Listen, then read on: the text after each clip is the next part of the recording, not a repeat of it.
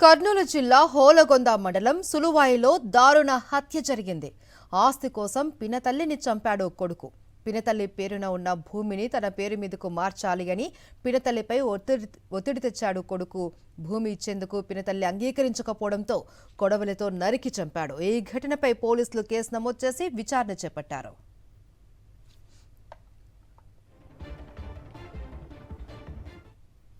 కర్నూలు జిల్లా హోలగొంద మండలం సులువాయిలో దారుణ హత్య జరిగింది. ఆస్తి కోసం పినతల్లిని చంపాడు కొడుకు. పినతల్లి పేరున ఉన్న భూమిని తన పేరు మీదకు మార్చాలి అని పినతల్లిపై ఒత్తిడి తెచ్చాడు కొడుకు. భూమి ఇచ్చేందుకు పినతల్లి అంగీకరించకపోవడంతో కొడవలితో నరికి చంపాడు. ఈ ఘటనపై పోలీసులు కేసు నమోదు చేసి విచారణ చేపట్టారు. భార్య కొడుకు శేఖర్ అనే అతను తెల్లవారున 12:15 ఆ ప్రాంతంలో కొడవలితో నరికి చంపినాడని చెప్పి సమాచారం మేరకు మేము కూడా వచ్చాము ఇక్కడికి.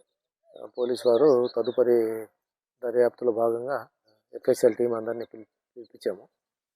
అంతా ఇంకా విచారణలో ఉంది. ఆస్తి విషయమా లేదంటే డబ్బు విషయమా అనేది ఇంకా పూర్తి వివరాలు తెలియరావాల్సింది.